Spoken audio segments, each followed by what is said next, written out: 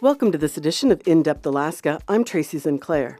On Thursday, Governor Mike Dunleavy stopped by the station and we talked about a variety of topics, from oil and gas development in the state to the name change from Denali to Mount McKinley and the new position of an agricultural cabinet secretary.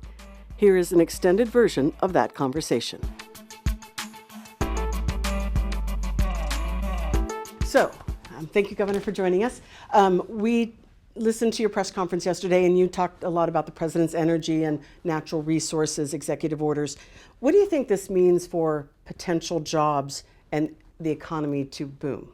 Yeah, anytime there's an opportunity, such as the executive orders that were put forth by the president, that means you have the possibility of jobs, possibility of activity, possibility of Alaskan businesses supporting the activity.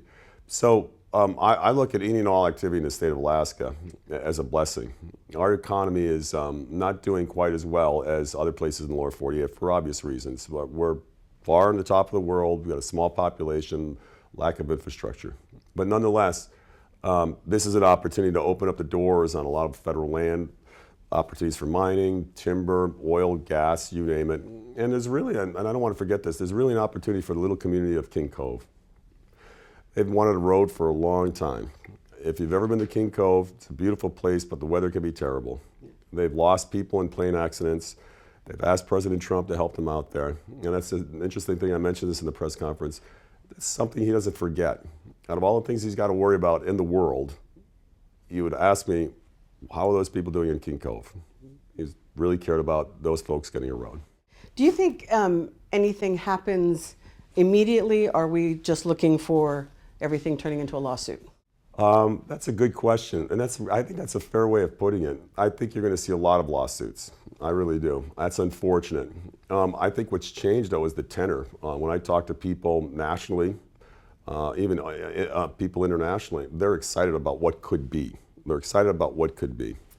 But I do think there's going to be lawsuits. We'll see to what degree and in what topics. I'm hopeful that that's minimal, and that we can get things going on federal lands in Alaska and on our state lands as well. One of the topics was the LNG gas line.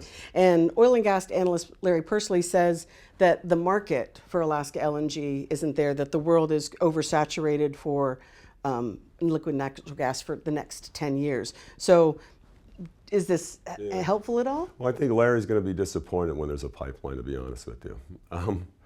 I find it fascinating. I mean, I think part of Larry's job was working to get gas when he was back in Washington, but that appears to be changed. In talking with the sellers, in talking with buyers, utilities in Alaska, talking to our potential foreign customers, everyone's excited about the potential of a gas line. President Trump's behind his gas line 100%. So I would say to Alaskans, don't be surprised if in the next several months you see paper sign that leads us to a gas line. And one of the things yesterday that kind of struck some of us odd, your DNR commissioner said, talking about Cook Inlet gas, I love the belugas, wish them all the luck in the world, and then ends it with, I'm having a secure energy future is more important than, or he's worried more about that than a couple whales in the inlet.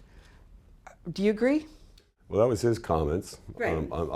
I think the commissioner may have been a little tired, and he'd probably admit that himself. But no, I've always said that we do things in Alaska better than anywhere else, and I think we can do oil and gas in the inlet and protect the belugas. And so I think we could continue with developing Alaska and looking out for our environment. We've got a lot going on federally. We're getting hit with it every day. And as the state leader, there's just a couple questions, just kind of give us an idea of where you stand on these. What do you think about the name change, Denali to Mount McKinley? As I mentioned in the press conference, I haven't had an opportunity yet to talk with the president. Hopefully I'm going to get back there in February and have a conversation to see where he's coming from. But I think in Alaska, we've gone back and forth on the names, right? I mean, my view is God created the mountain. Native people named the mountain Denali, and Washington named the park, and at one time the mountain McKinley. I think there's room to do both here in Alaska, and I think you're going to see most people refer to the mountain as Denali going forward. What do you think about the president's January 6th pardons? That's a great question, and I'm going to be honest with you. I don't know enough about each of those individuals and what crimes they were accused of, whether it was trespassing, whether it was illegal entry into the Capitol. I know there was a lot of talk about treason. I haven't seen people arrested for treason. So that's I'm not an expert on that, but I have to assume that the president's people are, and that they made a decision based upon what they thought was an injustice. Much more so, I think, personally, than the outgoing president who pardoned his family. One of the things, another executive order, the president eliminated diversity, equity, and inclusion as part of federal hiring. What do you think about that, and is that something that you would see in Alaska? I think it's going to happen all over the country, and quite honestly, I think it should. It should be a level playing field for everybody. It should be a meritocracy. You or I or anybody else should not be getting a job based upon the color of our skin or our religion or our political beliefs. That's to me is un-American. And so I think this brings us back to a level playing field. And quite frankly, a lot of people of color voted for President Trump. A lot of folks that are members of the gay community and the lesbian community voted for President Trump. And so I think most Americans want us to be Americans and get back to a level playing field, and that's what this does. Some of the comments that you see are that this also puts us back where people will be able to discriminate and say, I don't want to hire a woman, or I don't want to hire a woman that might get pregnant. How does that balance into those? I think people can do that now by playing games with the intent of the directives and the intent of the law. I think most Americans don't fall into that category. I think most Americans hire based upon quality. I mean, I know in our administration, most of the positions, the higher up positions, are held by women. We have folks that work in our workforce that are, again, members of the gay and lesbian community as well. And so I think most people are going to look at it like I do, and that is if you're good at what you're doing and you're good at the job, you're going to get the job. And so, okay, let's switch over to state business. Thank you for answering those questions. State of the State is next Tuesday. Yes.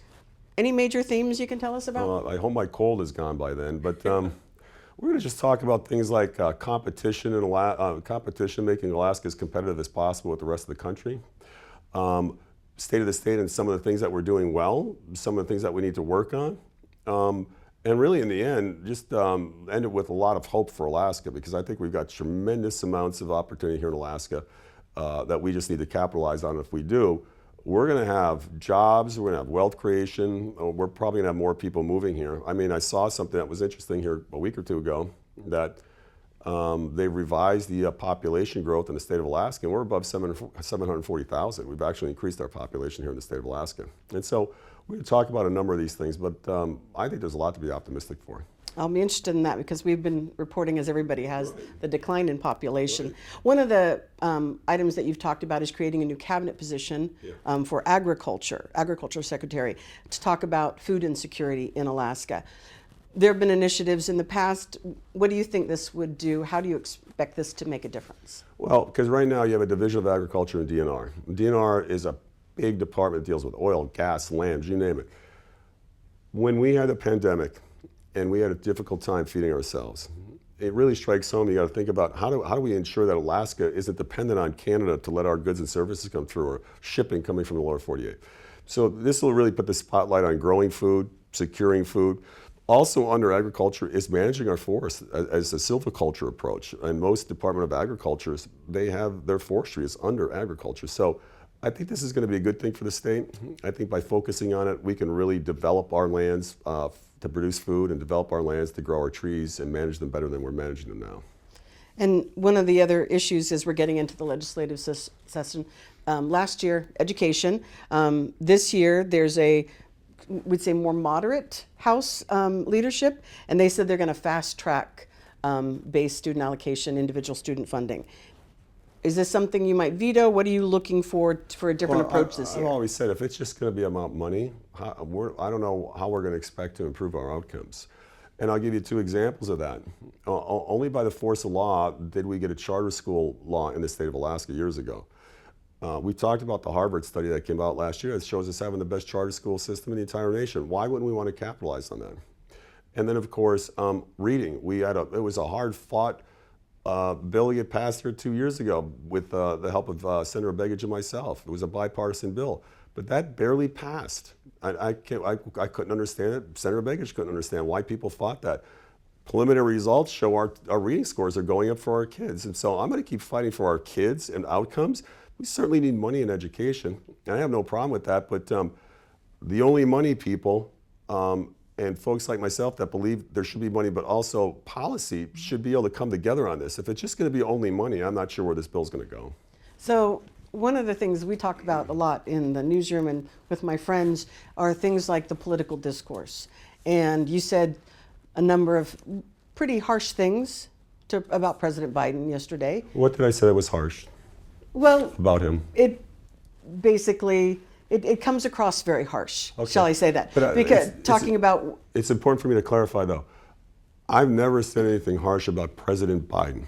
I didn't care for his policies, especially as they were foisted on Alaska. I just want to make sure it's clear. You never hear me talk about President Biden's family, his kids, any of that. He's a president of the United States. I respect the presidency, but I do not agree with his policies. But go ahead, I'm sorry. So how do we find, but you have to agree that there's a lot of volatile comments just politically in the world. Sure, but I just want to clarify. Right, no, and I understand. I apologize. I didn't mean to. That's okay. You critical of his policies. You are. How do we, as a society, reduce that? I think we all have a responsibility to take a step back. I have this discussion all the time with people. When I was a kid back in Pennsylvania, neighborhood kids are playing around. Their parents are there. They're your neighbors. Oftentimes, we didn't know who was a Democrat or who was a Republican. It was a different world back then. I would say social media, things like C-SPAN, it's all working against us to be able to work together. But we just have to take a special effort to really not personalize things, really not go after and attack human beings, but have a discourse on the policies that we're talking about, because those policies really matter. Those policies will really determine what are the outcomes for America and Alaskans. So I think we keep the discourse going on policy, but we throttle back on the attacks on people and individuals. And trust me, I've had my own share of attacks come my way. It's just the nature of the job, part of the job. You got to have a thick skin and broad shoulders, but I think we all need to work on this, especially what I call our social media and Facebook warriors who hide behind the computer. Where it's safe for them to attack folks. But I think the attacking of people, that really doesn't do much for the discourse of moving things forward. And so one last topic Sure. before I let you go. The PFD. Yeah. Comes up every year. Yeah. What do you anticipate, what are you going to call for in your budget? It always seems to be a little bit less when it comes out. What are you looking for the PFD this year? I think people like Governor Hammond are constantly rolling in their grave. I hate to say that because he was a big defender of the PFD. A lot of people were. But what happened was oil money, we had less and less oil money with the drop in production and oil prices. There are some groups in Alaska that want to keep the spending going. And so the easy target was the PFD. 660,000 Alaskans, they don't have lobbyists to lobby on their behalf. Myself and other legislators are the only ones that really can lobby. So we'll have that discussion. I hate to say it, but I doubt that the legislature will go with the statutory formula. It'll probably be something less, but we'll have the discussion and see where it goes. And what are you most excited about this legislative session? Possibilities on solving the education issue, meaning getting the funding and getting the policy together and move on beyond that. Energy is a big thing, very big. And we've got some land bills we're going to put forth that I think will be interesting for the people of Alaska.